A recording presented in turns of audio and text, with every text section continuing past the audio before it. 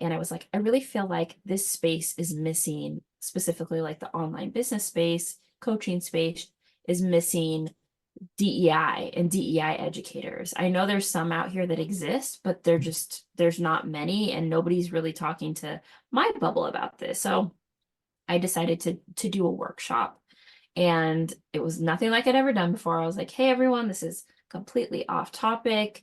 I do talk about this stuff. I'm very passionate. Would you be interested in doing a workshop? And it sold out immediately. It was just like, bam. We are represented. We are represented. We are represented. Welcome to Represented, the podcast. I'm Aniki Shuru, racial equity coach for online business owners who want to be intentionally inclusive by building a business that is racially equitable. I created this podcast to normalize a conversation around racial inclusion so that fear is no longer the barrier that gets in the way of doing this work. This isn't about perfection, it's about progress. Whether you're taking your first steps or you're well-versed in the journey towards racial equity, this space is for you. So welcome home, friend. Let's get started. From coast to coast, around the globe, we are represented.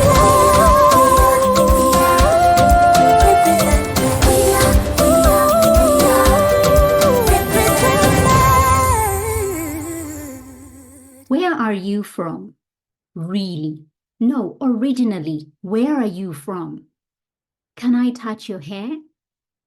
Your English sounds so good. Nah, I don't see color. Those statements I've shared are just some of the daily microaggressions that people of color face on a regular basis when they occupy white spaces. Microaggressions are subtle yet negative racial messages that leave the person on the receiving end feeling hurt, humiliated, and even disrespected. You may have used these kinds of statements to start a conversation or even break ice with a person of color, but didn't realize the harm you were causing. That's why I've created a free microaggressions guide with 5 of the commonly made microaggressions in online coaching spaces that you need to know about and what you can do or say instead. Head over to anikishuru.com/micro to download your free guide. That's Anikishuru, GICHURU.com/micro, MICRO. Hey there, everyone. Welcome back to another episode of Represented Podcast with Aniki Shuru. Today, I am joined by Simone McNish, and I've been following her for a little while.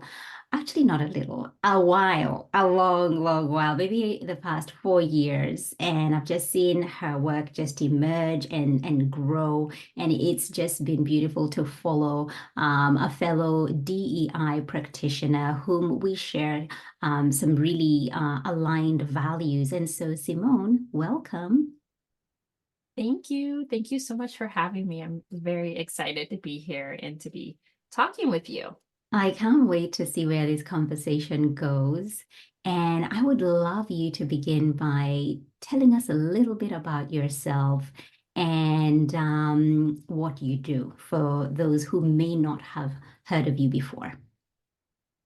Definitely. Well, my name is Simone McNish, as you mentioned, and I am a DEI practitioner and a facilitator and consultant. And so what I do for small business owners and for larger organizations and corporation is that I help them in 2 main areas, one being inclusive content, so making sure their communications are inclusive, thinking about language, marketing, thinking about including different groups of people who have been historically excluded. And for organizations, I kind of work with the broader DEI umbrella. So a lot around belonging, hiring, some around marketing and inclusive content, and leadership as well. So I've worked with some leaders on how to be a little bit more inclusive. So yeah, that's one part of my business. And then what I'm also very passionate about is equitable pricing. So making sure that pricing for entrepreneurs is fair. And this is just something I think I have fallen into because I have been on the other side of unfair Yeah. pricing practices and even have been taught some unfair pricing practices that I had to unlearn and relearn. So that's something I'm really passionate about, things like scholarships and sliding scale and payment plans, so we can all collectively thrive.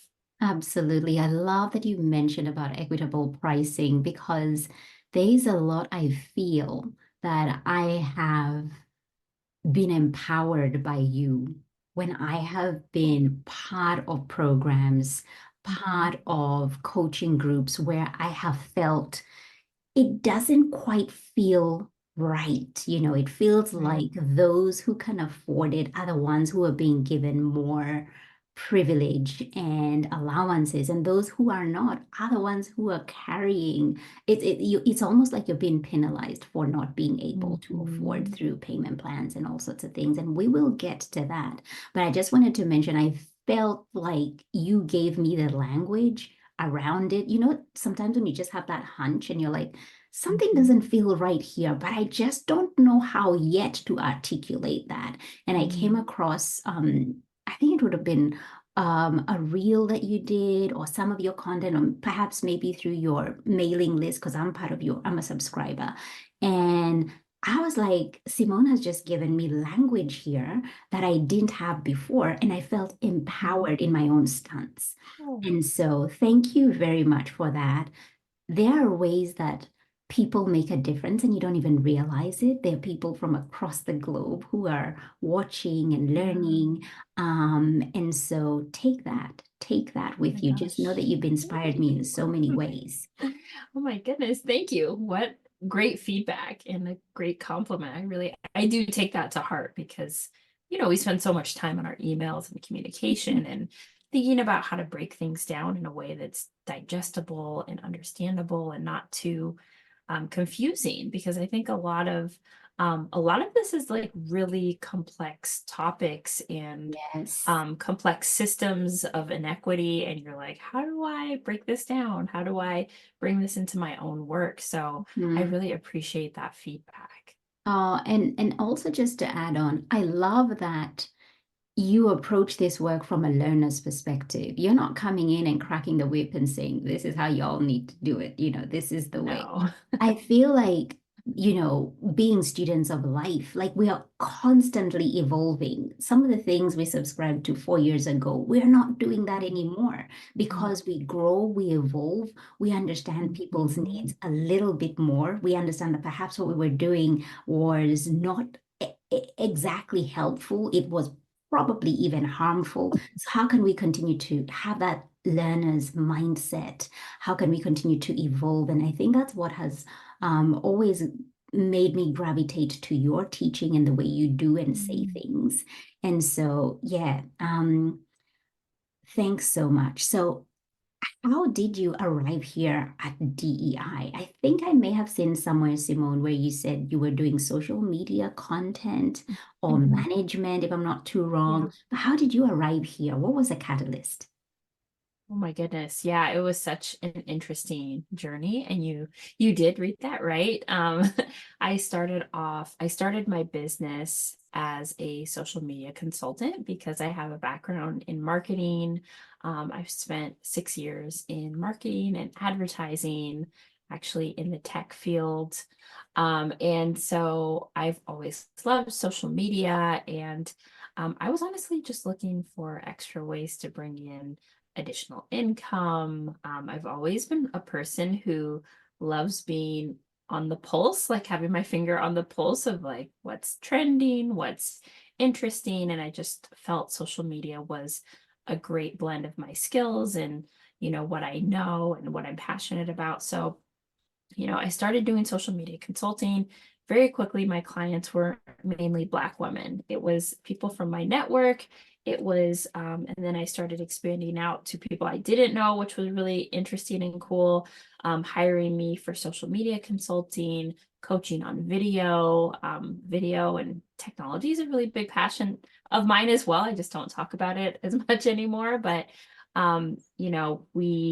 I started working with lots of different women and specifically Black women, and was starting to hear all of these stories about being excluded from coaching programs, and having really kind of strange interactions with people. And it was kind of giving me little red flags. And I'm like, what is going on, like with this online business industry? Because I was kind of new to the industry. And my background in school is communication in like university and college. I studied communication with a focus on intercultural communication and race and ethnicity. And so I already knew a lot of these things. I'd been studying them for years, but I started kind of having these just organic conversations on social media about diversity, equity, inclusion, privilege, a lot around privilege and the things I was seeing on this online space. And, as a marketer, things that I was talking about, social media, yeah, some people like them. But when I started talking about inclusion in 2019, all of a sudden people were like, oh my gosh, like tell me more about this. Like, this is what we want to hear about. This is such an interesting message. And I'm kind of thinking, oh, this is kind of common sense. It's not common sense to everyone. And so I started talking about it. I got this weird kind of spiritual nudge, this intuitive feeling in early 2020. I had been talking about it with my business coach, Mhm. and I was like, I really feel like this space is missing, specifically like the online business space, coaching space is missing DEI and DEI educators. I know there's some out here that exist, but there's not many, and nobody's really talking to my bubble about this. So I decided to do a workshop, and it was nothing like I'd ever done before. I was like, hey everyone, this is completely off topic. I do talk about this stuff. I'm very passionate. Would you be interested in doing a workshop? And it sold out immediately. It was just like, bam. It was just like 30 seats filled in a little workshop really, really quickly. Oh And I my was like, gosh. whoa, what's What was happening? what was the topic about? It was called Diversity, Inclusion, and Privilege for Entrepreneurs. And so Wow. specifically geared towards small business owners and entrepreneurs. Because one of the things about the DEI industry is it's very much geared towards academia.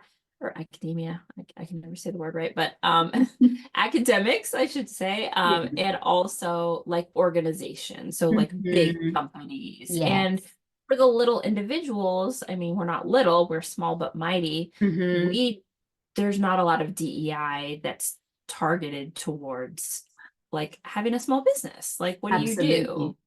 What can you do, you know? Absolutely. Wow, that is incredible to have that uptake. And I take it that this was before the 2020 racial awakening that was happening globally, right? It was actually very wild. I got off the my very first workshop because this was before.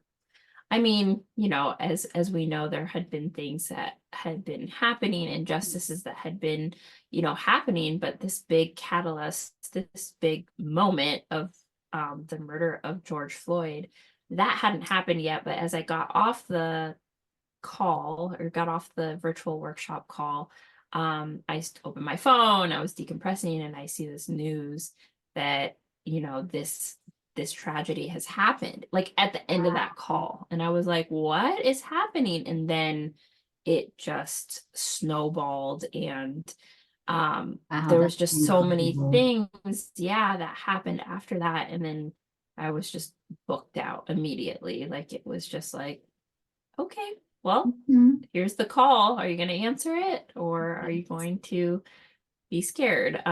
So yeah, the timing was unfortunate, but it was also like really interesting, like the way I Mhm. was like, oh, maybe we could do this workshop. I feel like there's a gap, there's a need. And then it really just it got it got very it went very fast after that, I should say. Wow, that is so interesting. And a little bit later on, we're going to talk about the cycles of this work because we have peak times when there's a lot of demand, but we Yeah. also have times when it's really quiet and people are Yeah. not asking to do this work or have kind of just parked it to the side and this is not a priority for them. How can Yeah. we normalize this and make it such that, particularly in the coaching industry, that this is an ongoing thing? It's not something that you just have a knee-jerk reaction to when Yeah. everybody's kind of having an awakening or feeling that this needs to be centered, but it's something that is part of who you are. It's part of your value system. It's part of how you Yes. operate your business. And Mhm. I would love to know, Simone, um, supporting both organizations and Mhm. entrepreneurs, what would you say is the biggest difference you see when it comes to how they're integrating this work? Because obviously, with Yeah. organizations, there's a lot of bureaucracy, there's a lot of red tape, Yeah. there's a lot of Yes. policies and things to go Mhm. through before Mhm. changes. You can actually see those changes. But I feel like there's more agility when it comes to small business owners, entrepreneurs. What are the big differences that you see when it comes to integrating this work? Definitely. Well, I would say for organizations, it's just exactly what you talked about. Like the most impactful approaches are usually to go for the policies, the procedures, kind of more of the systemic problems. And especially with the larger organizations, they have hiring to think about, they have HR to think about, they have their communications and marketing department, they have their external brand. They have all of these different um, big areas to focus on that they have to do complex work Yeah. to start to unravel things and kind of rebuild and make things more equitable. And so that work is really focused more on changing the systems that already exist.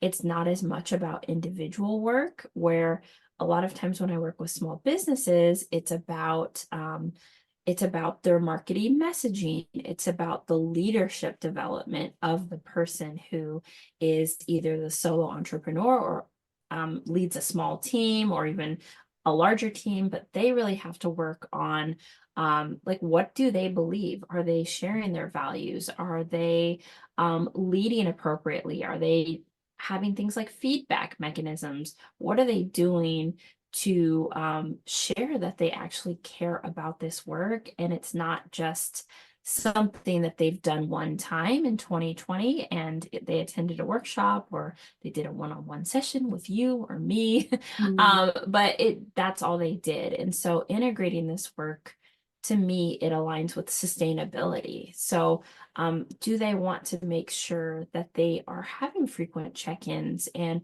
being a part of programs? I recently ran a year-long membership, a really tiny membership. And one of my clients is a very well-respected coach, and she's like, this work changed the way that I do business because I'm realizing that DEI can be integrated in all areas. When I'm hiring people, I'm hiring my first team member, when I am putting different launch materials out, and also when I'm thinking about like, what are my values and how do I want to use those values to filter and take business actions from those values. And it can be integrated into so much of your business, even if you're small, even if it's just you or you have one or two people that work for you. So it's really a more individualized approach at the business level. Yeah, and so true that big organizations, that's what they're missing, that personal one-to-one individual. It doesn't have to be that you're consulting with one person, but going back to the people and having conversation with them. It's not so much systems and practices, and this is what we need to do, Yeah. and this is a policy we need to update. But we really need to talk about people's implicit biases. We really need to talk Mhm. about people's belief systems, how they've Right. grown up and believed what they've had to subscribe to. Right. What do they do when they go home? What are they Right. watching? Where are they Yeah. giving their dollars to? Because at the end of the day, you Mhm. can have all these policies and practices in place, but you just go back home and you default to whiteness, which is the dominant culture. And as much as you're trying to do the right thing, there are things that are implicitly in you that you have no idea that you're doing. And I feel like where we could potentially make the biggest impact and the biggest shifts is within organizations, but also that is where there is the most resistance. Right. Yeah, absolutely. Yeah, I think there's so much room for effort, and I've never run into an organization who has it 100% right ever. They're always changing and growing and evolving and getting new leadership and getting new Yes. hires and employees, figuring out what to do with certain employees who are causing harm, Mhm. figuring out how to share their message, figuring out how to evolve with their values. And um, the systemic approach is usually quite a bit slower. And so, but that's good. It's okay to make slow progress and slow growth, Mhm. because a lot of times there is a lot of resistance to implementing some of these practices where, if you were to have a conversation with someone just, casually, you'd be like, oh yeah, of course there should be a better maternity policy. Of Yes. course that there should be a more flexible options for parents at work. Oh, of course, we want to make sure we're not excluding our trans employees. Like, Mhm. not like, yeah, like it seems like not, it seems like absolutely we want to do that, but there's a lot of politics and there's a lot of visual not visuals, but there's a lot of perceptions that have to be Yes. managed at the organizational level Mm. around, oh, are we doing too much, are we doing too much radical too soon stuff, when a lot of it's really just basic human rights, which always There you go. blows my mind, that I'm like, it's Yes. just a human right that we would want to treat people Mhm. um in a way where they can thrive, right? We want to give Yes. everyone the tools so they can actually thrive and not Yeah. just sink at work. Because if you sink at work, the company sinks too. So Absolutely, it does. And it's so interesting that you say that about, putting the human first, because within corporate, we're so tied down to the language of, this is what's best practice. This is yeah, best practice, but best practice according to who? Who set those rules? right. Who did they have in Hmm. mind Yeah, when best yeah, practice was put into place? Like right. saying, you have to have your hair a certain way, you have to dress a certain Yes. way. And Yeah, what if you don't have access to that? Or what if that's not naturally how you are? And yeah, so, yeah, it's humanizing the process. Is this the human way to do it? Is this seeing people and allowing them to bring themselves without having to feel like they have to be somebody else to fit in? How can we help them right. to belong? How can we embrace them so Hmm. that they belong? And I think that will always be an ongoing piece of work Right. within larger organizations. But coming back to us within the coaching industry, I listened to such a beautiful episode that you did last year on your podcast, and it was Mhm. talking about the future that you envision for the coaching industry. Yeah.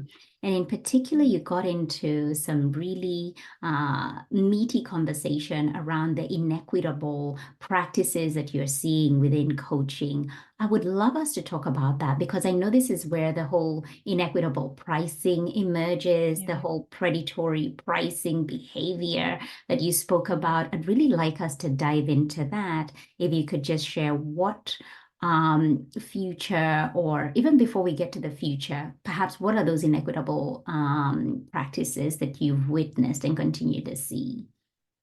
Yeah. Oh my gosh, such a good question.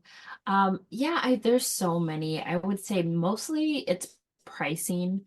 So there's a lot of privilege in the coaching industry. So, I mean, there's a very clear divide around who's making the biggest waves, I should say, like financially, and also like who's getting the most access to opportunities, really. And so, I've seen certain coaches uh, promote practices that are harmful to Mhm. those who have less financial security.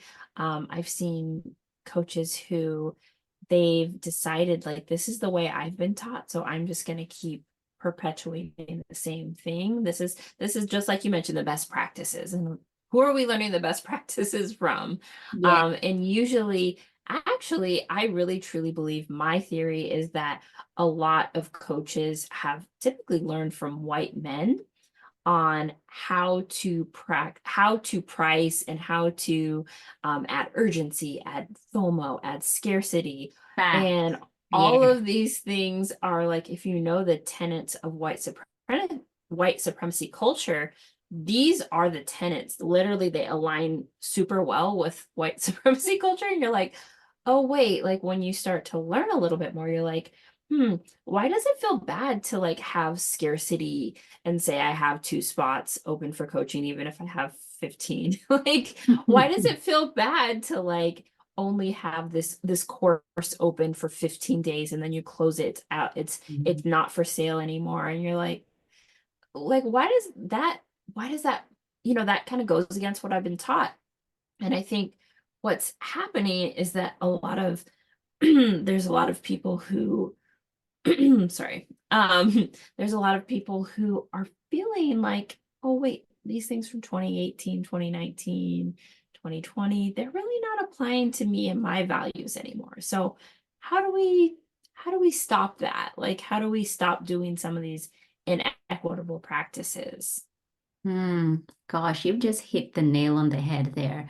There are practices that have emerged, and I think we've, in some ways, piggybacked behind them and gone like, Yeah, oh, if that's what's helping sell, then maybe that's the kind of messaging I yeah, should adopt to so that maybe I can see right. a little bit of traction in my business. And what will be interesting to know is as you support people with their messaging, what are some of the things that you are seeing or the things that come up with some of your clients? Because we've subscribed to a system that, whether knowingly or unknowingly, has been incredibly harmful. It has rewarded the Mm, rich, as I was saying in the beginning of our conversation when we started mhm. recording, and it has penalized those who are not financially in a financial who are able to afford it. And it could be because of being historically excluded. You know, there are so many things tied to it. And so we continue to perpetuate that system. We continue to elevate those who have already been elevated, and we continue Yeah. to add that gap. The gap just becomes bigger and Mhm. bigger and bigger.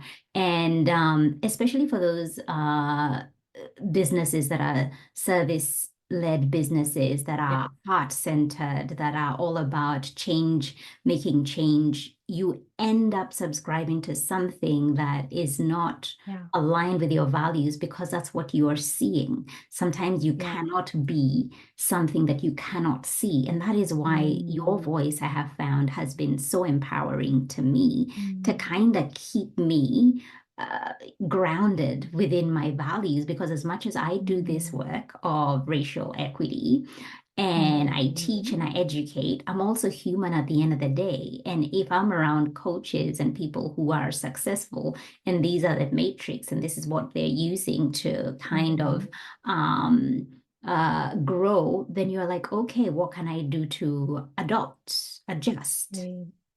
Yeah, absolutely. I think, yeah, when it comes to messaging, like what I usually tell clients or what I audit and kind of look out for is the amount of privilege that and how they're framing their privilege inside of the way they talk about themselves. So, how they tell their stories on their emails, how they talk about themselves on their website, how they just casually create reels or Instagram posts or whatever.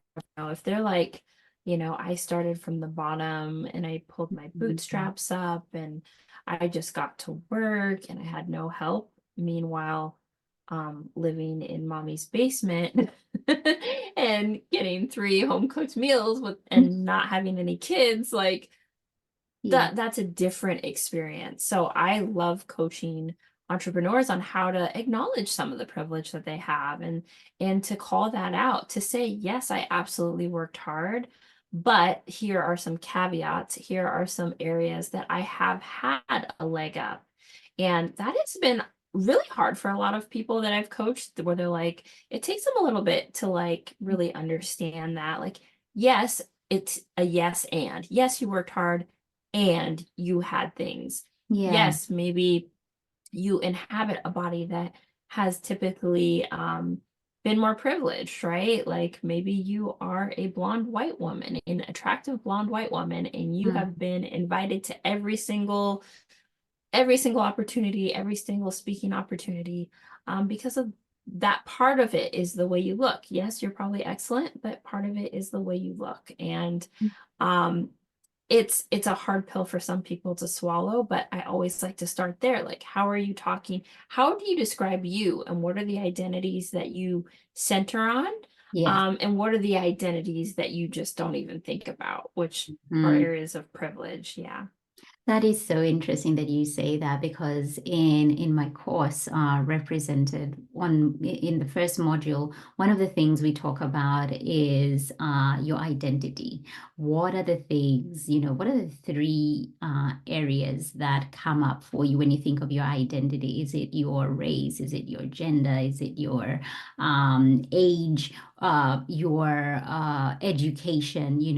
For a lot of white women who come through the course, which is primarily, targeted and geared towards white women, their race never comes up for them. But for the women of color, race is right at the top. It's top Right. three. And so that is so interesting that we can be the same gender, or Hmm. identify in the same way in some ways, but be totally different in how we see ourselves, and how we have been brought up to see ourselves, but more so what the world has said about us. And so we focus on certain things, which I found so, so interesting. And so you doing that practice and that exercise, which I believe would bring about quite a bit of resistance.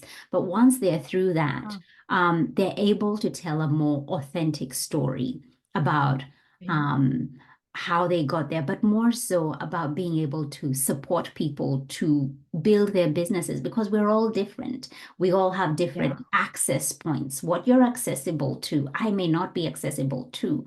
And so, how can I still have a business that grows and is successful based on your expertise as a coach in this particular area, knowing that I don't have the same privilege that you do? And so that whole storytelling that is transparent, because people will say, I've made 100K for 2024. And that is great.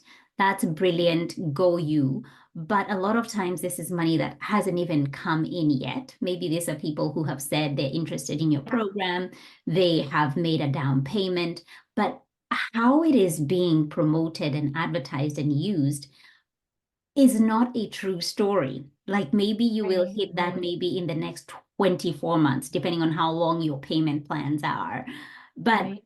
how the story is told, it makes you believe that they have that in the bank right now. What am I Yeah. doing wrong? What am I getting wrong? What is wrong with Yeah. me and my business model?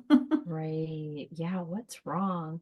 And that's why I think context is so important. I think that like context is inclusive.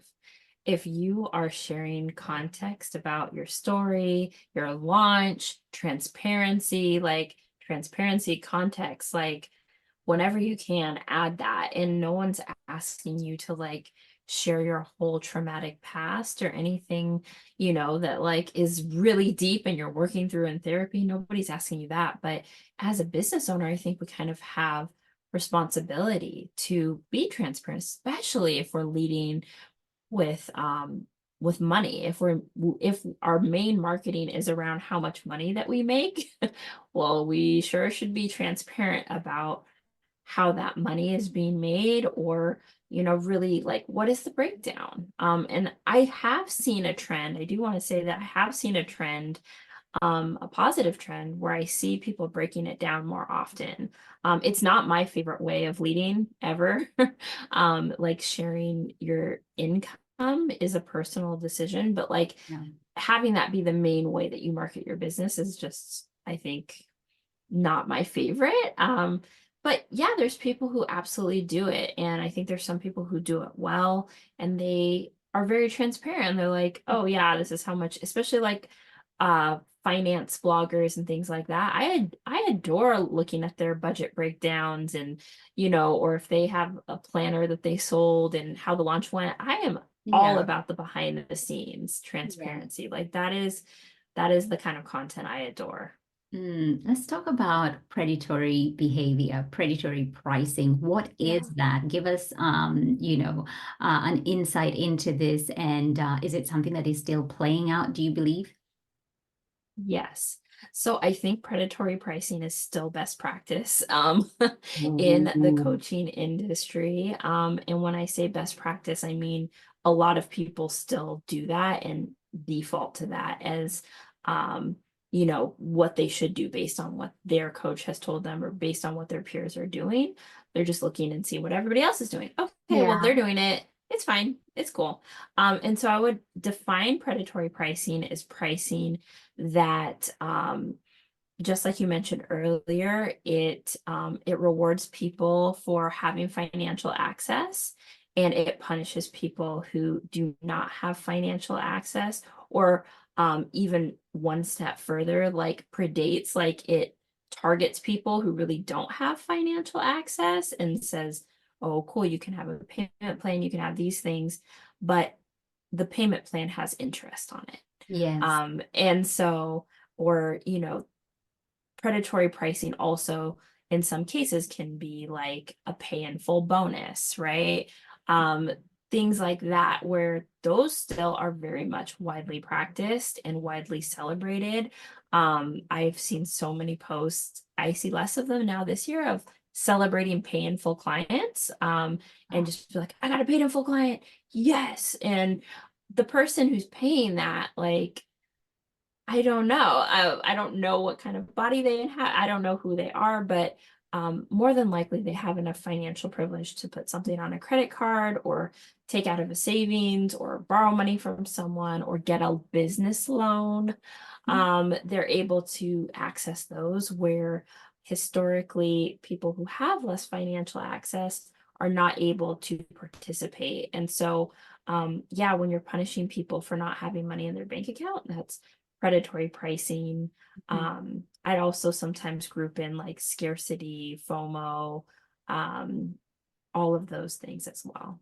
Yeah, I'm listening to you share that, and I'm thinking about the fact that sometimes people do pay in full because they don't want to be penalized. They're like, I don't want to pay Yes. extra, I don't want to I'd pay rather that pay 20% extra. exactly. And Yeah. sometimes it's even more than that. I'd rather pay the 500 today, even though it's such a stretch, Yeah. Yeah. and then pay the 680 in the Yeah. long haul. So I'll Right. squeeze and make that payment Yeah. 500.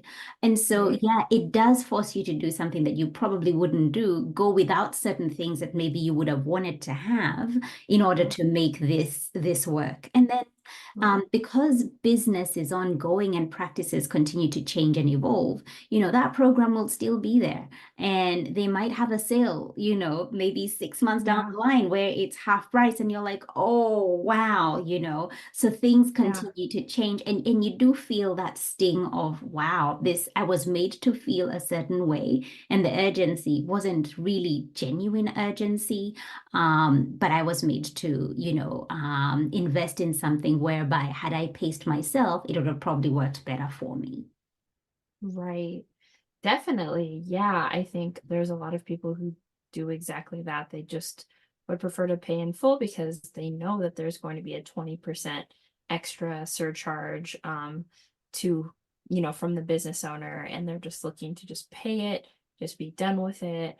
And I think agency is really important. As business owners, we have to offer people agency to make their own decisions. So I think the problem with a lot of predatory pricing is it's steering people into one way to try to, psychology of or seller psychology, buyer psychology, that's what I'm trying to say, of pushing them into a certain way. You want to push them into the pay in full, even if it's not what's best for them. But instead, if you give agency to the people that you're selling to, if you are saying, hey, like I have, like, this is my main offering, and here's the pay in full price. I've seen some people say, like, here's a pay in full price, here's a payment plan, contact me for additional payment plans if none of these fit your needs. And that is one of my favorite approaches. Like, you get a pay in full, you get a payment plan, you get the door open just in case neither of those work for you. And that is like my recommended way to usually go about it. It's not to say that if someone pays in full that you are a bad person for Yes, of offering course. that. It's more that, like, you need to give them the agency, meaning you need to give them the choice of doing what's best for them and making sure that they have the autonomy to say, like, a payment plan is better for me. And for me, I've had people pay in payment plans. I've had people pay in full. It's whatever works best for them. And I try not to get too attached to, oh, I need 4 pay in fulls this month to keep my lights on. Like, that's that's not, you shouldn't be planning your business that way. No, no, no. But that's another You conversation. shouldn't, but it does happen. You shouldn't, Yeah. but it does Yeah. happen. What would you say then, are equitable practices? So we've spoken about the inequities in the coaching Yeah. industry. What would you say are some of the equitable practices, and more so thinking about that future within the Yeah. coaching industry, that coach who is doing the most to be inclusive? What are some of those practices? Yeah, I think that equitable practices are removing added interest that is, from our head. Obviously there's things like processing fees, payment fees. We can't control those, but I'm talking about if you have a payment plan, adding 20% on to the payment plan is inequitable. So I would like to see, like, no interest for payment plans. I would like to see multiple different ways of paying. I would also like to see some of these, like, really bigger coaches offer some additional like equitable methods like scholarships and sliding scale, sponsorships, things like that. Like, there's a lot of really creative ways to fund programs and to be able to give different spots away for free. I would like to see more and more of that.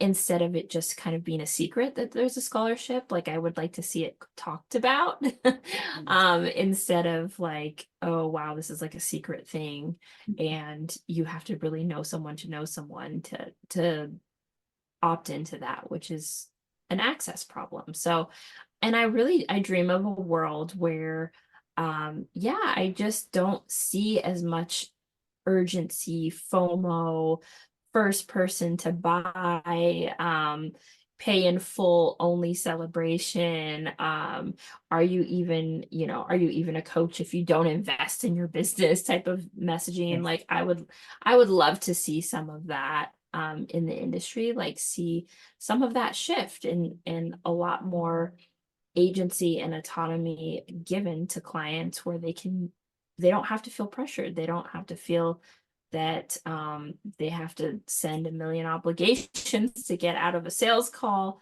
I think that to be inclusive, it means that you're also thinking about what your client needs, not just what you need. Absolutely. Hearing everything you're saying and being in that position where, yes, I launch, I do have, an opening day and a closing day. I do have, if you buy by this time, you will get this. And so for me, this is work that I also I'm learning. I'm trying to see how am I doing it in a way that is as accessible as possible, have always had scholarships, have always had conversations with people who want to come along and maybe cannot afford it. And so just trying to see what are the ways I can still make this work with the model that I have, because I have a launch model which has an open and a close date. How do I do that without taking away people's agency? Right. Yeah, that's tough. It's But it's possible. It's 100% it's possible. tough, but Yeah. it is possible. Absolutely. It is tough, but it is possible. There are ways in which you can still do it and still do it with integrity. Let me say. Right. Uh, Absolutely. I will I'm wondering now, in terms of the practical ways some of your clients have been successful in maintaining their momentum in keeping inclusion work a priority, because there's a lot of knee-jerk reactions that we see Mhm. happen, particularly when headlines are, headlining. Yeah. Uh, Yeah. People kind of want a refresher, or they're investing in this work. What have you seen as some of the practical ways your DEI clients have been successful in maintaining this and just keeping up that momentum? Yeah, so I would say like one of the best ways to sustain momentum and that they've been sustaining momentum is through like integrating DEI into their goals. So a lot of us have like business goals, a lot of us have revenue goals. Um but especially clients, I tend to work with a lot of clients who have like memberships or communities or kind of a signature bigger program. And so I encourage them to start making goals around DEI within their membership or within their program, making goals like sharing the program's values, sharing a Mhm. code of conduct, sharing, being transparent about the numbers in terms of like diversity, making sure that they're updating their language periodically and actually having goals around that so they can actually look back and check to see like, are we making any progress? Or are we just doing a one-on-one session or a workshop once a year? And that's just not as effective as, integrating it into the overall goals of the company or the individual's business. Mm. Now, that is some really, really sound advice, having DEI goals. Yeah. Uh, just changing gears slightly now. You were on television very, very recently. Yes. You were interviewed on television. And obviously, with everything that's going on in the United States, this work has again gotten, center stage. And I'm just curious to know, and I know you've answered this question probably multiple times now, but as a DEI consultant, how do you feel about the term DEI hire that's being used to describe a presidential candidate? Yeah, I think, well, it's racist. I think it's racist. I think the term DEI hire is just turning into more of a slur that you don't belong here. If it's mainly towards people of color, it's mainly towards the global majority, Black and Brown people who occupy positions of power. It is something that has been said around like the president of the United States. You can't get to be the president of the I'm sorry, not the president, the vice president. You can't be the VP of the USA if you haven't gone to school and led appropriately and been a leader, and most of them are attorneys. Yes. And so our VP is a former attorney general. Like you can't just walk in there and say like, hey, I am a Black person and I am also an Indian woman as well, and I think I deserve this seat because of this. That doesn't happen. Usually the opposite happens. We Yeah. have to prove and work twice as hard in order to even be considered for these roles roles Yeah. and fight against people who, 40 years ago, they were saying you're an affirmative action hire. Mm-hmm. And now affirmative action hire is being replaced with DEI. Like, oh, you're only here because of DEI. And that's not true. DEI is honestly only in the past 10 years has become main spread. And her career started way, way before that was even something that was widely recognized. So it's an insult to anyone, who you're calling a DEI hire. It just says that they are not qualified, that discredits their achievements, and it's honestly hurtful and harmful. Yeah. Hurtful and harmful keywords there. Yeah. Um, we're getting to the end of our conversation now, Simone, and I have to ask the question. The demand for this work has really, really changed over the past Mhm. 4 years, from when you had that sold out workshop where people were like, yep, sign me in. Yeah. Right. Has that, where we are today, has that impacted Mhm. you in any way? And is the current political climate helping in any way, or is it just making things worse? Yeah. That's a good question. Yeah, I mean, the demand has slowed a lot, for me personally and for so many of my peers where, in 2020, even 2021, there was always a lead in the inbox. There was always a phone call. There was always some potential business happening. And a lot of that, for me personally, has dried up. And while I'm able to work with some pretty amazing clients still, it's very, very slow. So getting creative around the kind of clients I want to work with is a thing. It's not just coming to me as easily as it was. So that's been a big mental shift of, hey, you really care about this work, you're gonna go have to find it. You're gonna have to talk about it a little bit Yeah. more because people just aren't coming in droves the same way, or organizations have dropped a lot of their commitments. We've seen different organizations who are literally saying, we're not focusing on this anymore. Yes. This is something that we are going to maybe not even shut down, but this is something that we're not really doing anymore, or this is something that we just believe having a good workplace, it'll naturally all fall together. And which is a big mistake. But when it comes to money, profit, funding, that is always what a big organization is going to be focused on. They care about the bottom line. They don't necessarily care about the most human approach. Yeah, so true. And so, Simone, if fear was not a factor, how do you think it would show up in your work? Gosh, what a good question. I'd probably show up like more often. Yeah, if fear wasn't, I think I would be a little bit more, um, yeah, a little bit more bold with my messaging, a little bit more bold with what I talk about. I am feeling a shift where, um, it's time to talk about like some of the other things that are going on in the world. I think the online coaching business bubble is very bubble-y. It's very confined, and it can be really just easy to just talk about what you're seeing in there. And I'm like, I want to be global. I mean, we're global right now. You're in Australia, right? And Yeah. so, like I would like to kind of step outside of that comfort zone.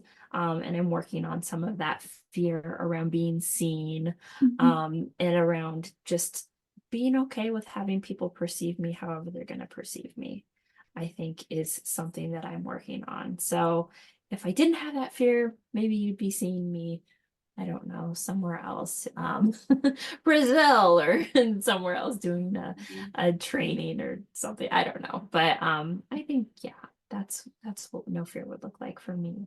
Oh, beautiful. Thank you so much for sharing that so vulnerably and so openly with me. I Mhm. really appreciate that because a lot of people shy away. They're like, fear, what is fear? I have no fear. I'm doing what I was called to do. And I'm like, wow, good Uh, you. That is so yeah, good. I'm not there yet.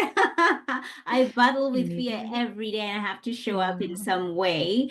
And so right. thank you so much for sharing that. Now, how or where can people find you? I know there's a particular program. So listen up. There's a particular program that Simone is collaborating with somebody else called Pricing Pleasure. I hope I got that right. You did, yeah. And I'm going to pop a link in the show notes for people to find out a little bit more and get on the wait list. But could you just share a little bit about what that is? Yeah, so Pricing Pleasure is a program designed specifically for entrepreneurs. It works very, very well for service-based entrepreneurs who have some sort of service that they sell. And it's all about, it's kind of two main ends. It's setting your own abundant salary that really has your own cup filled in terms of financially, like how to go at it in a way that is aligned with your values, that is equitable. So like, how do you really make sure that your own needs are met fully? How do you make sure that you have this amazing salary where you're not just making a ton of money, but you're also, you're keeping your money. You're making sure that you are not becoming a statistic of one of the many business owners who have to close their businesses because they're not making enough. They're not taking home enough. So that's part one. And then part two of the program is once you are really making enough, how are you starting to be more equitable with your pricing? And how are you making sure that you are utilizing things like scholarships, payment plans? And it really is for every entrepreneur. Like if you're not quite making as much as you want, like there are tools, and I partner with a hypnotherapist who is amazing. It's like she has like a somatic hypno track. She has or hypnotherapy track. She has meditations in there. Like it's kind of the bridge between like the spiritual, feeling really good and feeling really worthy about your prices, and also the practical, which is how to implement equitable pricing methods. So it's a pretty cool program, and there's nothing really like it, honestly. Yeah. I am biased, but like I've never seen anything that has all of that in there. It's really it's a healing program. I truly believe it is. It gives people permission to charge their full rate and not undercharge, because undercharging is not equitable pricing at all. Undercharging doesn't help you, and it doesn't help your clients either. So you have to find that sweet spot between not undercharging and like charging a fair rate, but also making sure that you're not up into the ceiling and you're charging 3 times the amount of the market rate. Like that's also inequitable. So finding the sweet spot and also making sure that you're utilizing any equitable pricing that you can based on where your business is at the moment. Brilliant. So finding a balance, that will be in the link in the show notes. Where can people connect with you, Simone? I'm mostly on Instagram, but I'm dipping my toes in LinkedIn. So we'll see. All right. I'm trying to dip the little baby toe in. So we'll see. But yeah, I'm mostly on LinkedIn, or sorry, well, Freudian slip. I guess I'll be on LinkedIn. Simone McNish, and then you can find me on Instagram. That's kind of my more social hangout spot. And I'm at simone.mcnish. So yeah, I share a tiny bit of my life and business stuff there. And yeah, you can connect with me there. Send me a DM. All right, beautiful. Simone, thank you so much for your time. It's been wonderful having this conversation with you. And please come back again, will ya? Oh, I definitely will. This has been so fun. We are represented. We are represented. We are represented. Thank you so much for tuning in. Why don't you go ahead and hit that subscribe button and leave a review so this podcast can reach more online business owners, and together we can begin to normalize racial inclusion in the online coaching space. I'd love to acknowledge the traditional owners of the land where this podcast episode was recorded, the Wiradjuri people in central New South Wales, Australia. Music produced in Nairobi, Kenya by Patrick St. P. Mbaru and Kambua Mathu. Vocals by Joanne Matata. Represented.